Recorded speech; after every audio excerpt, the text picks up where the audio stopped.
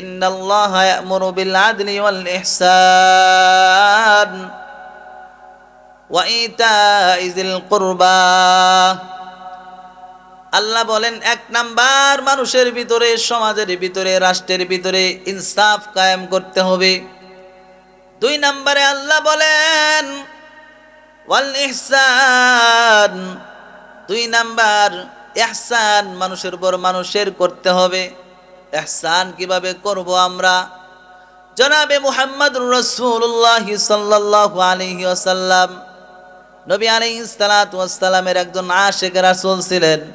এই আশিক রাসূল যখন মক্কার দূর থেকে আল্লাহর নবীর রওজা মুবারক জিয়ারত করার জন্য যখন যাইতেছেন, নবীর রওজা মুবারক যখন জিয়ারত করার জন্য যাইতেছেন, বর্তমানে কিন্তু মক্কার রাস্তাগুলো পাকা করা আছে, কিন্তু আল্লাহর নবীর জামানায় তখন কিন্তু রাস্তাগুলো পাকা করা ছিল না, মরুভূমি শুধু বালিকণায় ভরা ছিল। যুবক যখন আল্লাহর নবীর রওজা মুবারক জিয়ারত করার জন্য যখন মক্কার অদূর থেকে যখন বের হয়ে গিয়েছে, যখন মক্কা পার হয়ে মদিনার কাছাকাছি পর্যন্ত পৌঁছে গিয়েছে, যুবক যেই উটনিটা নিয়ে গিয়েছিল, সেই উটটা ছিল বড় দুর্বল। এই দুর্বল উট হওয়ার কারণে ওটার সামনের দিকে অগ্রসর হয় না।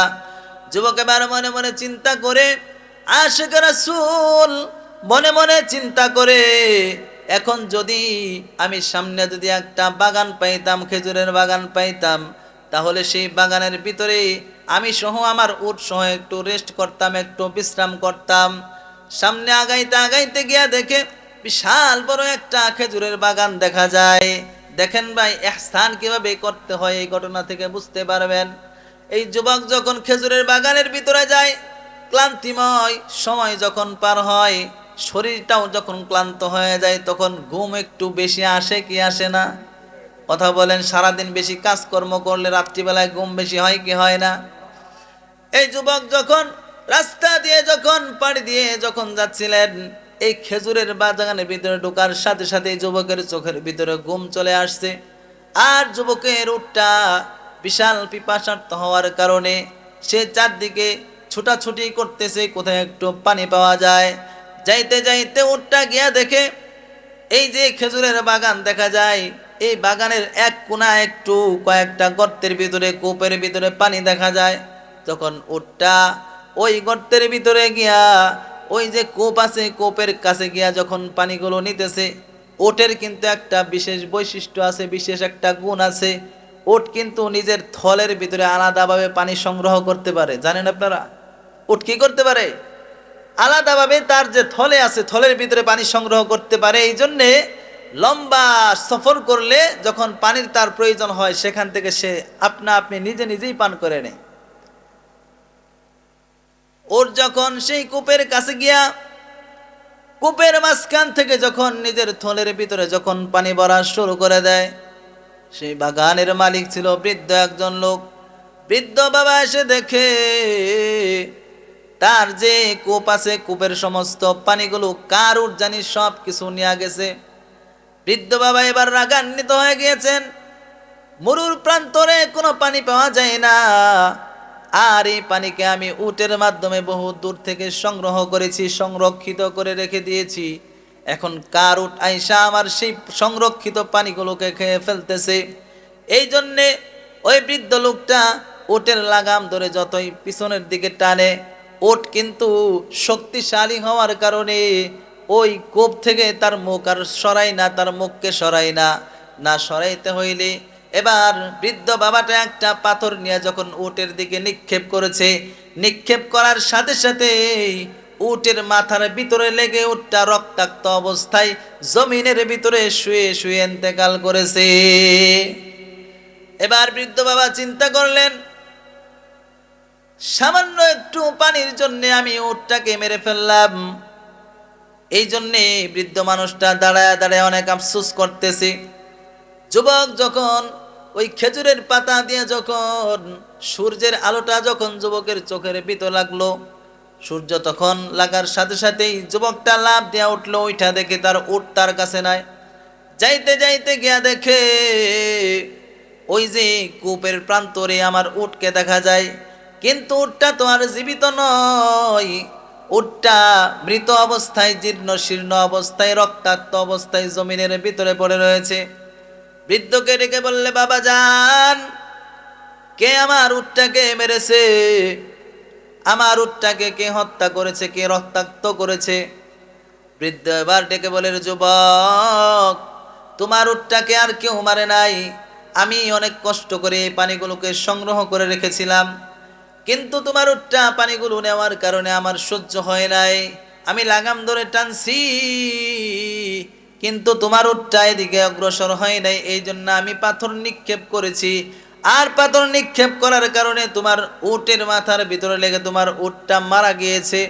যুবক এই কথা শোনার সাথে সাথেই যুবক এবার চিৎকার দিয়ে বলে, আমি আল্লাহর নবীর রওজা মুবারক জিয়ারত, এই উট হলো আমার একমাত্র সম্বল, এই উট ছাড়া আমার আর কোনো কিছু সম্বল নাই।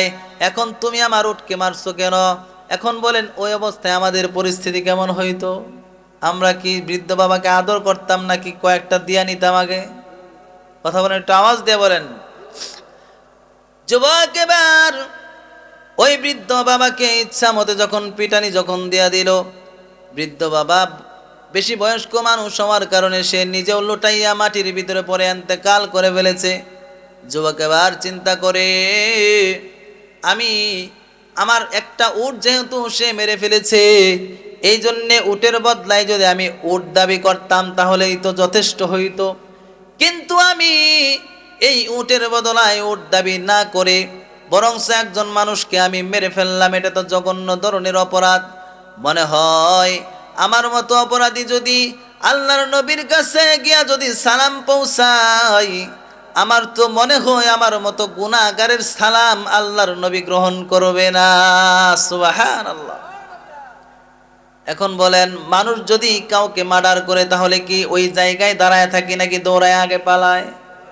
আওয়াজ দেয়া বলেন, দাঁড়ায় থাকে না পালায়? যুবক এবার চিন্তা করলো, আমি যদি আল্লাহর নবীর কাছে যাই গুনাহ নিয়া, আল্লাহর নবী তো আমার সালামের উত্তর দিবে না। এই জন্য যুবক ওই জায়গায় দাঁড়ায় আছে আর মনে মনে চিন্তা করে, হয়তোবা এই লোকটার আত্মীয় স্বজন কেউ আসবে, আয়সা তাকে খোঁজ করবে, তালাশ করবে। এই জন্যে যখন দাঁড়ায় ছিল, এমত অবস্থায় ওই বৃদ্ধ বাবার দুইজন সন্তান আসলো। দুইজন সন্তান এসে দেখে তার বাবাটা জীর্ণ শীর্ণ অবস্থায় মৃত হয়ে জমিনের ভিতরে লুটায় আছে। যুবককে ডাক দেয়া জিজ্ঞাসা করে, যুবক,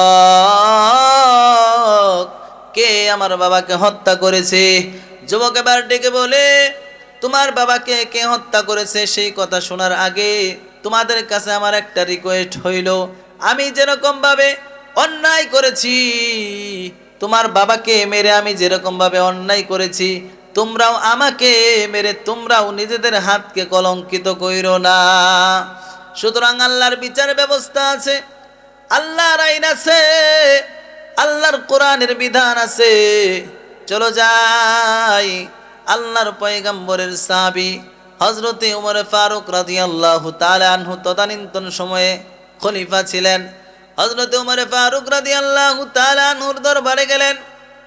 ওই বৃদ্ধ বাবার দুইজন সন্তান বাদী হয়ে ওই যুবকের বিরুদ্ধে যখন বিচার দায়ের করলেন, হযরতে ওমর ফারুক রাদিয়াল্লাহু তাআলা আনহু কোরআনের আইন দিয়ে তার জন্য সে বিচার ব্যবস্থা কায়েম করলেন। কোরআনের আইন কি জানেন? وكتبنا عليهم فيها أن النفس بالنفس والعين بالعين والأنف بالأنف। আল্লাহ বলেন, وكتبنا عليهم فيها أن النفس بالنفس, মানুষের বদলায় মানুষ, ওয়াল আইনা বিল আইনি, চোখের বদলায় চোখ।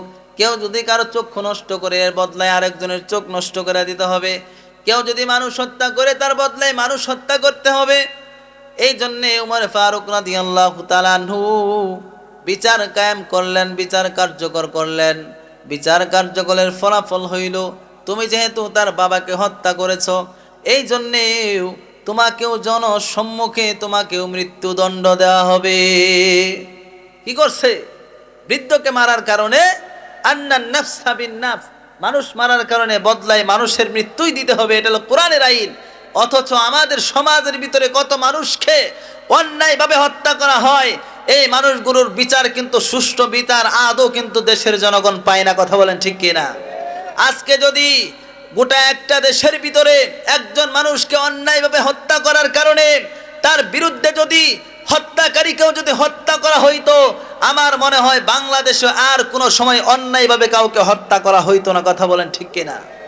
মুহতারাম হাজিরিন, এবার উমর ফারুক রাদিয়াল্লাহু তাআলা আনহু বিচার ফয়সালা দিতেছেন আর বলতেছেন, ওয়া কাতাবনা আলাইহিম ফিহা আন্নান নাফসা বিন নাফস। এ যুবক, তুমি যেহেতু তার বাবাকে হত্যা করেছো, এই জন্যে তোমাকেও হত্যা করা হবে, তোমাকেও মৃত্যুদণ্ড দেওয়া হবে। যখন বললেন তোমার মৃত্যুদণ্ড কার্যকর হবে, আগামী জুমার নামাজের পরে তোমার মৃত্যুদণ্ড কার্যকর করা হবে। মৃত্যুদণ্ড কার্যকর করে যুবককে যখন জেলখানার ভিতরে পাঠিয়ে দিলেন, বৃহস্পতিবারের দিন রাষ্ট্রের কয়েকজন সৈন্য পাঠিয়ে দিলেন জেলের ভিতরে ওই লোকটাকে, যুবকটাকে নিয়ে যাওয়ার জন্য যেখানে তাকে মৃত্যুদণ্ড দেওয়া হবে। যুবক যখন হযরত খলিফাতুল মুসলিমিন ওমর ফারুক রাদিয়াল্লাহু তাআলা আনহুর কাছে গেলেন, ওমর ফারুক রাদিয়াল্লাহু তাআলা আনহুর কাছে যাওয়ার পরে আমাদের দেশেও কিন্তু শেষ ইচ্ছা কি জানতে চায় কে চায় না? যাকে মৃত্যুদণ্ড দেওয়া হয় শেষ ইচ্ছা জানতে চায় কে চায় না? খলিফাতুল মুসলিমিন ওমর ফারুক রাদিয়াল্লাহু তাআলা আনহু বললেন, তোমার শেষ ইচ্ছা কি? যখন যুবক ডেকে বলে, আমার শেষ ইচ্ছা হইল আমাকে 1 মাসের ছুটি প্রদান করতে হবে। কয় দিনের ছুটি প্রদান করতে হবে? 1 মাসের ছুটি যদি দেয় তাহলে কি এই মৃত্যুদণ্ডের আসামি কি খুঁজে পাওয়া যাবে? আরো ছুটি চাইছে কয় দিনের?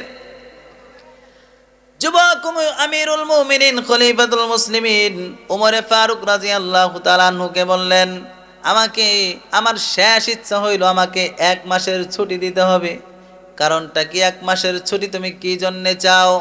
যুবক ডেকে বলল, আমি যখন ব্যবসার কাজে যখন নিয়োজিত ছিলাম, আমি আমার এক ইহুদি ভাইয়ের কাছ থেকে কিছু টাকা পয়সা আমি নিয়ে আসছিলাম ঋণ হিসাবে, কিন্তু এই ঋণ সম্পর্কে আমার ফ্যামিলির কেউ জানে না, ইহুদির বাড়িও কেউ চিনে না। আমিরুল মুমিনিন, ওই ইহুদি যদি জানতে পারে আমার মৃত্যু হয়ে গিয়েছে, তাহলে ওই ইহুদি কিন্তু আমি মুসলমান নই সমস্ত মুসলিম জাতিকে সে গালিগালাজ শুরু করে দিবে। এই জন্য আমি চাই না, এই জন্য আমি চাই না আমি একজন মুসলমানের জন্যে গোটা মুসলিম জাতিকে ইহুদিরা গালি দেয়, এটা আমি চাই না। এই জন্য আমি চাই 1 মাসের ছুটি আপনি আমাকে প্রদান করেন। 1 মাসের ছুটি গিয়া তার ঋণগুলোকে আমি সঠিকভাবে প্রদান করে চলে আসব। আমিরুল মুমিনিন ডেকে বলেন, এ যুবক, তোমার কি এই মদিনার ভিতরে তোমার কি কোনো আত্মীয় স্বজন আসেনি? যুবক বলে, না না, আমার কোনো আত্মীয় স্বজন নাই। আবার বলে, তোমার কি কোনো ভাই বেরাদর আসেনি? যুবক বলে, না না, আমার কোনো ভাই বেরাদর নাই, আমার কোনো পরিচিত মানুষ এই মদিনা শহরের ভিতরে নাই। এবার আমিরুল মুমিনিন ডেকে বলে, যেহেতু তোমার আত্মীয় স্বজন ভাই বেরাদর কেউ নাই, এই জন্যে তোমাকে 1 মাসের ছুটি দেওয়া যাবে না। ওই মজলিসের ভিতরে আল্লাহর পয়গম্বরের একজন সাহাবী, যার নাম ছিল হযরতে আবু যর গিফারি রাদিয়াল্লাহু তাআলা আনহু। হযরতে আবু যর গিফারি রাদিয়াল্লাহু তাআলা আনহু লাফ মেরে দাঁড়ায় গেছেন আর বলতেছেন, আমিরুল মুমিনিন, আমার একজন মুসলমান ভাই কবরের ভিতরে মৃত্যুদণ্ডের আসামি হয়ে যাবে, এটা আমি মুসলিম ভাই হিসাবে কোনোদিন সহ্য করতে পারবো না। সুবহানাল্লাহ বলেন, আর একটু জোরে বলেন না সুবহানাল্লাহ। আমিরুল মুমিনিন, এই যে আমার ভাই মুসলিম ভাই যে হত্যা করেছে, এই যুবকের জামিন আমি আবু যর গিফারি নিজে হয়ে গেলাম। সুবহানাল্লাহ। ওমর ফারুক এবার ডেকে বলে, ও আল্লাহর পয়গম্বরের খাদেম হযরতে আবু যর গিফারি, খাদেমে খৈরুল বাশার, খিদমতোं में जिंदगी भर ना बनाया अपना घर। হযরতে আবু যর গিফারি রাদিয়াল্লাহু তাআলা আনহু আল্লাহর পয়গম্বরের খাদেম ছিলেন, সারা জিন্দেগি আল্লাহর পয়গম্বরের খেদমত করে গেছেন। জিন্দেগিতে একটা বাড়ি পর্যন্ত বানায় নাই। এত পরিমাণ খেদমত করেছেন আল্লাহর পয়গম্বরের। হযরতে আবু যর গিফারি রাদিয়াল্লাহু তাআলা আনহু দাঁড়ায়া বললেন যে আমি এই লোকটার জিম্মাদার আমি নিজে নিতে চাই। আমিরুল মুমিনিন বললেন, আপনি কি জানেন কোন বিষয়ের আপনি জামিন হইতে চাইতেছেন? এখন যদি এই লোকটা যাওয়ার পরে যদি 1 মাস পরে আর যদি মদিনায় না আসে, তাহলে কিন্তু এই লোকটাকে কিন্তু না পাওয়ার কারণে আপনি আবু যর গিফারিকে কিন্তু মৃত্যুদণ্ড দেওয়া হবে। কত বড় রিস্কের কথা, কথা বলেন, কত বড় রিস্কের কথা। হযরতে আবু যর গিফারি বললেন, হ্যাঁ হ্যাঁ আমি রাজি আছি, কোনো সমস্যা নাই। এবার যুবককে 1 মাসের যখন ছুটি দেওয়া হইল, যুবক বাসায় গিয়ে ইহুদির সমস্ত ঋণগুলো যখন পরিশোধ করলো, সমস্ত ঋণগুলো পরিশোধ করে মায়ের কাছে এসে বিদায় নেই, মা জীবনে আপনার কাছে কত ধরনের বিদায় নিয়েছি মা, কত ধরনের বিদায় নিয়ে আবার আপনার কাছে আসছি, কিন্তু মা গো এবার শেষ বিদায় আপনি আপনার সন্তানকে দিয়ে দেন। আপনার সন্তান খুনের আসামি, এই জন্যে কিয়ামতের ময়দানে যেন আপনার সন্তানকে যেন আসামির কাঠ গড়ায় দাঁড় করাতে না হয়, এই জন্যে আজকে শেষ বিদায় আপনার কাছ থেকে নিয়ে যাইতেছি। এই কথা বলে যুবক যখন চলে যায়, কিন্তু ওইদিকে জুমার নামাজের সময় হয়ে গিয়েছে। হযরতে ওমর ফারুক রাদিয়াল্লাহু তাআলা আনহু আবু যর গিফারি রাদিয়াল্লাহু তাআলা আনহুর বাড়ির ভিতরে ফরমান জারি করে কয়েকজন সৈন্য পাঠিয়ে দিয়েছে। সৈন্যরা গিয়া বলে, ও আবু যর গিফারি, আপনি যার জামিন হয়েছেন সে এখনো মদিনায় আসে নাই, সুতরাং আপনিও আপনার ফ্যামিলির কাছ থেকে বিদায় নিয়ে জুমার নামাজ আদায় করতে যান। জুমার নামাজ যখন আদায় করতে গেল, জুমার নামাজ শেষ হয়ে গেল। জুমার নামাজ শেষ হয়ে যাওয়ার পরে যখন বিচার যখন কার্যকর করবে, বিচার কার্যকর করার সময় হযরতে ওমর ফারুক চোখের পানি ছেড়ে ছেড়ে কান্না করে আর বলে, আল্লাহর পয়গম্বরের খাদেমকে আজকে নিজ হাতে শাস্তি দিতে হচ্ছে। এই জন্যে জল্লাদকে বলল তার মৃত্যুদণ্ড কার্যকর কর। মৃত্যুদণ্ড যখন কার্যকর করার জন্য বললেন, জল্লাদরা কিন্তু কাউকে মৃত্যুদণ্ড দেওয়ার সময় কাফাকাফি করে নাকি? কথা বলেন, কাফাকাফি করে? কোনো ধরনের কাফাকাফি নাই। কিন্তু আল্লাহর নবীর এই খাদেমের যখন মৃত্যুদণ্ড কার্যকর করার জন্য যখন জল্লাদ সাহেব যখন সামনের দিকে আগায়, সামনের দিকে যাইতে যাইতে কান্নায় ভেঙে পড়ে মদিনার সমস্ত মানুষগুলো কান্না করে, আর হযরতে আবু যর গিফারি কান্না করে না। আবু যর গিফারি ডাক দিয়া বলে, একজন কালেমাওয়ালার জন্য আমি যদি আমার জীবনটা দিতে পারি, তাহলে হয়তো আল্লাহর নবী আমার জন্য কিয়ামতের ময়দানে আল্লাহর কাছে সুপারিশ করবে। সুবহানাল্লাহ। এদিকে যখন বিচার কার্যকর করার জন্য যখন জল্লাদকে বললেন তার বিচারটা কার্যকর করো, এমন সময় জল্লাদ কেঁপে কেঁপে জমিনের ভিতরে পড়ে যায়। হযরত ওমর ফারুক কান্না শুরু করে দেয়, আর দেখে মদিনার ভিতরে নতুন কোনো মানুষ আসে নাই।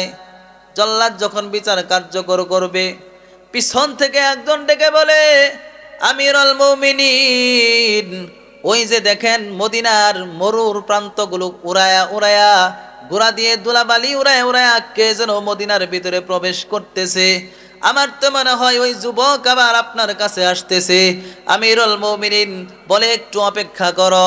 অপেক্ষা করার পরে ওই যুবক আবার ওই বিচারের মজলিসে আইসা হযরতে আমিরুল মুমিনিন ওমর ফারুক রাদিয়াল্লাহু তাআলা আনহুর পায়ের ভিতরে পড়ে গেছে। সুবহানাল্লাহ। যখন পায়ের ভিতরে পড়ে গেলেন, বললেন, আমিরুল মুমিনিন, আমি তো যথা সময়ে আমার বাসা থেকে আমি বের হয়েছি, কিন্তু আমার ঘোড়াটা দুর্বল হওয়ার কারণে একটু বিলম্ব হয়ে গিয়েছে। আমার ভাই আবু যর গিফারিকে ফাঁসি দেওয়ার দরকার নাই, আমি যেহেতু অপরাধী আমাকেই ফাঁসি দেন। আমাদের সমাজে যদি চোরকে যদি হত্যাকারীকে 1 মাসের ছুটি দেওয়া হইলে কি আবার আসতো নাকি? এই জন্য হযরত ওমর ফারুক কান্না করে দিয়েছে। এটা কেমন আল্লাহর পাগল, কেমন আশিক রাসূল, যে 1 মাসের ছুটি পাওয়ার পরেও আবার নিজের জানটাকে দেওয়ার জন্য চলে আসছে, বিচার কার্যকর করার জন্য যখন তাকে দাঁড় করিয়েছে, এমন সময় ওই যে বাদী 2 ছেলে আছে, ওই বাদী 2 ছেলে ডেকে বলে, আমিরুল মুমিনিন, আমরা আমাদের বাবা হারাইছি, কিন্তু আমাদের এই মুমিন ভাইকে আমরা হারাতে চাই না। বলেন সুবহানাল্লাহ। চিৎকার দিয়া জড়ায়া ধরছে, বলছে আমরা মুমিন ভাইকে হারাতে চাই না। আমরা আমাদের যে শিকায়াত করেছিলাম, অভিযোগ করেছিলাম, আমরা আমাদের অভিযোগগুলোকে তুলে নিয়া আমরা আমাদের এই কলিজার ভাইকে আমাদের বুকে জড়ায়া নিলাম। সুবহানাল্লাহ। তাহলে দেখেন এই জায়গায় ইহসান কেমন করছে। আবু যর গিফারি কি ওনার রক্তের কোনো ভাই? রক্তের ভাই না। আল মুসলিম ও আখুল মুসলিম, মুসলমান ভাই হওয়ার পরেও শুধুমাত্র মুসলিম ভাই হওয়ার কারণে উনি তার সাথে এত বিশাল বড় একটা ইহসান করছে।